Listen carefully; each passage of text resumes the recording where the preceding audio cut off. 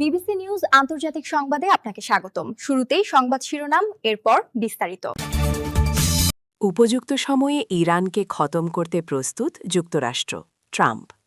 Hormuz প্রণালীতে প্রবেশকারী বা বের হওয়া সব জাহাজ আটকানো হবে। ট্রাম্প। লেবাননে ইসরায়েলি বিমান হামলায় নিহত 5। আপনি যদি মুসলিমদের পাশে থাকতে চান তাহলে ভিডিওতে লাইক করে চ্যানেলটি অবশ্যই সাবস্ক্রাইব করে দিবেন এবং কমেন্টে জানিয়ে দিবেন আপনার মূল্যবান মতামত। উপযুক্ত সময়ে ইরানকে খতম করতে প্রস্তুত যুক্তরাষ্ট্র। পাকিস্তানের ইসলামাবাদে ঐতিহাসিক আলোচনা কোনো সমঝোতা ছাড়াই ব্যর্থ হওয়ার পর ইরানকে লক্ষ্য করে অত্যন্ত কঠোর হুঁশিয়ারি দিয়েছেন মার্কিন প্রেসিডেন্ট ডোনাল্ড ট্রাম্প। নিজের সামাজিক যোগাযোগ মাধ্যম ট্রুথ সোশ্যালে দেওয়া এক বার্তায় তিনি সাফ জানিয়ে দিয়েছেন যে ওয়াশিংটন বর্তমানে যুদ্ধের জন্য পুরোপুরি প্রস্তুত বা লকড অ্যান্ড লোডেড অবস্থায় রয়েছে। ট্রাম্প তার পোস্টে আরও উল্লেখ করেন, মার্কিন সামরিক বাহিনী একটি উপযুক্ত মুহূর্তের অপেক্ষায় আছে, আর সেই সময়েই তারা ইরানকে খতম বা পুরোপুরি নিয়ন্ত্রণে নিয়ে আসার কাজ সম্পন্ন করবে। দীর্ঘ ২১ ঘণ্টার নিবিড় আলোচনার পর কোনো চুক্তিতে পৌঁছাতে না পারায় দুই দেশের সম্পর্কের চরম অবনতি ঘটেছে। ট্রাম্পের এই আক্রমণাত্মক মন্তব্য মধ্যপ্রাচ্যে এক ভয়াবহ সামরিক উত্তেজনার ইঙ্গিত দিচ্ছে। আপনি যদি মুসলিমদের পাশে থাকতে চান তাহলে ভিডিওতে লাইক করে চ্যানেলটি অবশ্যই সাবস্ক্রাইব করে দিবেন এবং কমেন্টে জানিয়ে দিবেন আপনার মূল্যবান মতামত। হরমুজ প্রণালীতে প্রবেশকারী বা বের হওয়া সব জাহাজ আটকানো হবে। ট্রাম্প। ইসলামাবাদে ইরান ও যুক্তরাষ্ট্রের মধ্যে অনুষ্ঠিত আলোচনা কোনো চুক্তি ছাড়াই ব্যর্থ হওয়ার কয়েক ঘণ্টার মাথায় এক কঠোর হুঁশিয়ারি উচ্চারণ করেছেন মার্কিন প্রেসিডেন্ট ডোনাল্ড ট্রাম্প। নিজের সামাজিক যোগাযোগ মাধ্যম ট্রুথ সোশ্যালে দেওয়া এক বার্তায় তিনি ঘোষণা করেছেন, মার্কিন বাহিনী অবিলম্বে হরমুজ প্রণালীতে প্রবেশকারী বা সেখান থেকে বের হওয়া সমস্ত জাহাজ অবরোধ করার প্রক্রিয়া শুরু করবে। ট্রাম্প তার পোস্টে উল্লেখ করেন, এক সময় এমন পরিস্থিতি আসবে যখন সব জাহাজ অবাধে যাতায়াত করতে পারবে, কিন্তু ইরানের অনমনীয়তার কারণে এখনই তা সম্ভব হচ্ছে না।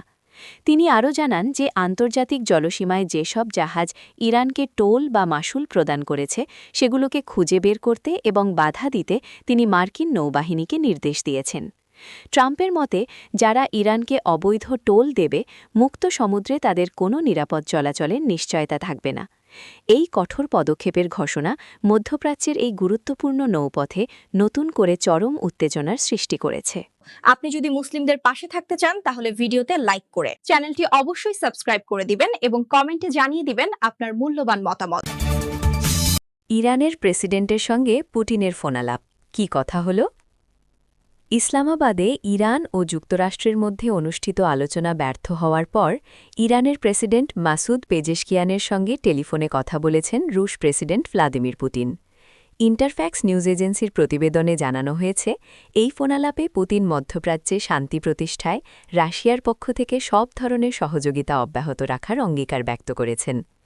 ক্রেমলিনের পক্ষ থেকে দেওয়া এক বিবৃতিতে জানানো হয়েছে, ভ্লাদিমির পুতিন চলমান সংকট নিরসনে একটি রাজনৈতিক ও কূটনৈতিক সমাধান খুঁজে বের করতে তার প্রস্তুতির কথা পুনর্ব্যক্ত করেছেন।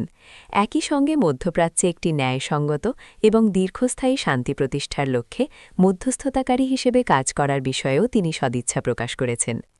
ইরানের সঙ্গে যুক্তরাষ্ট্রের আলোচনা কোনো ইতিবাচক ফলাফল ছাড়াই শেষ হওয়ার প্রেক্ষাপটে পুতিনের এই প্রস্তাবকে অত্যন্ত তাৎপর্যপূর্ণ বলে মনে করা হচ্ছে। আপনি যদি মুসলিমদের পাশে থাকতে চান তাহলে ভিডিওতে লাইক করে চ্যানেলটি অবশ্যই সাবস্ক্রাইব করে দিবেন এবং কমেন্টে জানিয়ে দিবেন আপনার মূল্যবান মতামত। লেবাননে ইসরায়েলি বিমান হামলায় নিহত 5। লেবাননে দক্ষিণাঞ্চলীয় শহর কানায় ইসরায়েলি বিমান হামলায় অন্তত 5 জন নিহত হয়েছেন। লেবাননের রাষ্ট্রীয় সংবাদ সংস্থা ন্যাশনাল নিউজ এজেন্সি এনএনএ জানিয়েছে, এই হামলায় নিহতের পাশাপাশি আরও বেশ কয়েকজন আহত হয়েছেন।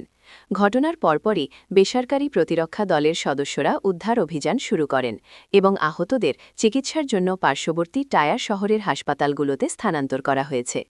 এনএনএ-এর প্রতিবেদনে আরও বলা হয়েছে, টায়ার জেলার অন্যান্য এলাকাতেও পৃথক হামলা চালিয়েছে ইসরায়েল। বিশেষ করে মারাকা নামক স্থানে চালানো হামলায় অন্তত ৩ জন আহত হওয়ার খবর পাওয়া গেছে। উল্লেখনীয়, কানা শহরটি ঐতিহাসিকভাবে ইসরায়েলি হামলার ক্ষত বহন করছে। এর আগে ১৯৯৬ এবং ২০০৬ সালেও শহরটিতে বড় ধরনের গণহত্যার ঘটনা ঘটেছিল, যা লেবাননের মানুষের স্মৃতিতে এখনও অমলিন। এই সাম্প্রতিক হামলা ওই অঞ্চলে নতুন করে উত্তেজনা ও ভীতির সৃষ্টি করেছে।